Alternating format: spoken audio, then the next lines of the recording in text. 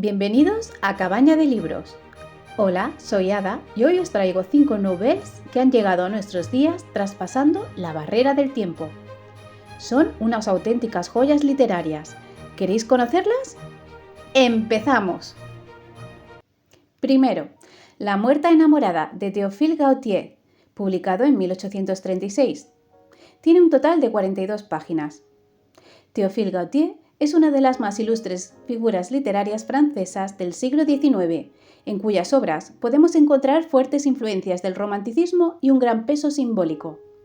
Al autor se le considera el fundador del movimiento contrario al romanticismo, el parnasianismo, el cual buscaba la perfección de la belleza a través del cuidado de la forma, es decir, a través del arte por el arte, mientras que en el romanticismo se centra en reflejar la espiritualidad y subjetividad, es decir, el fondo. La muerta enamorada es un relato vampírico, anterior a Drácula y Carmila. Su eje narrativo es la atracción que siente un sacerdote hacia una misteriosa y seductora dama. La historia, plasmada en un tono enigmático y atrayente, utiliza los estados de sueño y vigilia, generando una confusión entre la realidad y la locura del protagonista. Es en definitiva un imprescindible para los amantes de este género. Segundo, El tapiz amarillo de Charlotte Perkins, publicado en 1892. Tiene un total de 96 páginas. Charlotte Perkins fue una escritora norteamericana muy implicada en el movimiento feminista de su época. En su obra denuncia el paternalismo y sistemática infantilización del patriarcado hacia las mujeres, en una época en que la lucha de los derechos civiles de la mujer estaba en plena ebullición. El tapiz amarillo es un relato corto, pero muy intenso e inquietante. Está narrado a través de un diario secreto, por una mujer sin nombre, que sufre una depresión postparto. La historia contiene tintes autobiográficos, ya que la misma autora padeció depresión postparto y se vio recluida por prescripción médica. Es por ello que la enfermedad está narrada de una forma magistral. Podemos experimentar a través de la voz de la protagonista su gran desconcierto, el deterioro físico y el avance de la enfermedad. Perkins, al igual que Horacio Quiroga, en el relato El almohadón de plumas, nos deja una dura crítica del sometimiento pleno de la mujer al marido y a las prescripciones médicas en una época en la que solo prescribían hombres. ¿Las habéis leído? Decidme, ¿preferís una lectura de realidad ficcionada, como en la novela de Perkins, o una fantasía metafórica, como sería en el caso de Quiroga? Tercero, Madame de Trèmes, de Edith Wharton, publicado en 1907. Tiene un total de 128 páginas. Wharton, en esta novela, hace gala de su arte a través de personajes complejos y una excelente trama, retratando dos universos paralelos en la alta sociedad de su época. Tenemos, por un lado, la decadente y sofisticada aristocracia europea frente a la alta y despreocupada burguesía neoyorquina.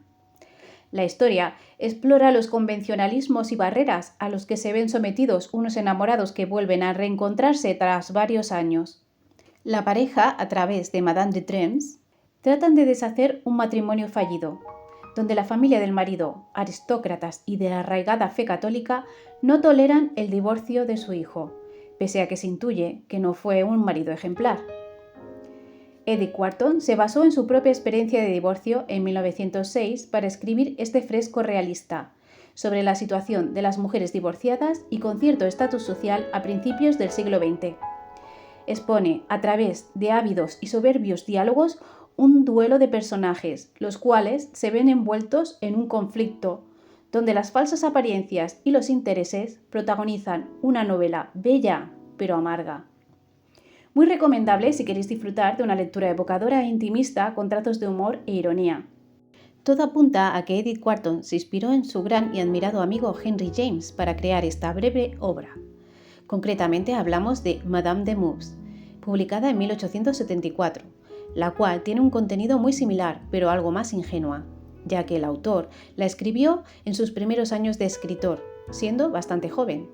Si tenéis la oportunidad, por favor, leed estas dos pequeñas delicatessens. Cuarto, El baile, de Irene Nemirovsky, publicada en 1927, número de páginas 96. Irene Nemirovsky, de origen ucraniano, escribió todas sus obras en lengua francesa. En 1940 fue víctima de leyes antisemitas, las cuales anularon todos sus derechos civiles y posteriormente falleció como víctima del Holocausto. Irene nunca dejó de escribir, a pesar de la prohibición de publicación de sus libros. Gracias a ello, su obra cumbre, Suite francesa, vio la luz en 2004, resultando ganadora del premio Renaudot. Dicha novela fue descubierta por sus hijas póstumamente entre sus numerosos manuscritos en 1998. Pero volvamos al baile. La historia arranca en el París de principios del siglo XX. Una familia de nuevos ricos se traslada a vivir a uno de los bulevares más lujosos de la ciudad. Los nuevos ricos, para darse a conocer entre la flor y nata de la alta sociedad parisina, deciden preparar un gran baile en el que no faltará de nada. Al enterarse de estos preparativos, su hija de 14 años empieza a hacerse ilusiones con poder estar en esa gran fiesta, pero la madre le prohíbe asistir, sin sospechar que con ello ha puesto en marcha el desenlace de los acontecimientos. Estamos ante una de las primeras obras de Nemirovsky. Se cree que fue escrita alrededor de los 20 años de la autora y que utiliza para su creación, al igual que en otras de sus obras, la traumática relación que mantenía con su madre. Muy recomendable si buscáis una prosa ágil, agradable y cuidada, con un giro sorprendente. Y decidme, entre sus numerosas obras, ¿qué lectura de Nemirovsky me recomendaríais? Y en quinto y último lugar, Paradero desconocido, de Cressman Taylor, publicada en 1938, con un total de 80 páginas.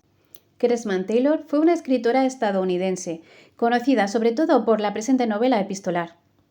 Esta constituye una narración visionaria y premonitoria, una clara advertencia de los peligros del nazismo y la posibilidad del surgimiento del Holocausto.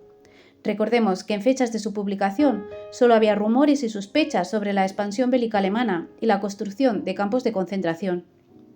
A posteriori, en 1939, la mayor parte de Europa había caído bajo el dominio alemán y Paradero desconocido, que había llegado al viejo continente, no volvió a publicarse en Europa hasta 60 años después, ya que aparecía en la lista de libros prohibidos del Reich. La novela está construida con un suspense insuperable y desconcertante. Expone un intercambio epistolar entre dos socios de arte judío, uno residente en Estados Unidos y el otro en Alemania. La autora se inspiró en las vivencias de unos conocidos suyos, que al poco de regresar de Alemania se habían transformado en nazis declarados, muy intolerantes con las críticas al régimen, a tal punto de cambiar sus propios valores morales de una manera instantánea. Tras el gran éxito que obtuvo con esta novela, Cressman en 1942 publicó Días sin retorno, la continuación de Paradero desconocido. Lo hizo cuando aún la Segunda Gran Guerra hacía estragos en Europa. En esta crónica nos encontramos una biografía real ficcionada, la cual relata el testimonio de un joven seminarista alemán que llega a Estados Unidos huyendo del régimen nazi. Estamos ante dos documentos históricos literarios de gran valor, dos crónicas que relatan uno de los episodios más devastadores de la humanidad. Y hasta aquí el vídeo de hoy. Por favor, si os ha gustado, no olvidéis suscribiros, darle a la campanita y comentar, que a mí me ayudáis muchísimo. Y sobre todo, gracias por la visita. Bienvenidos a los nuevos suscriptores y nos vemos en un próximo vídeo. ¡Felices lecturas!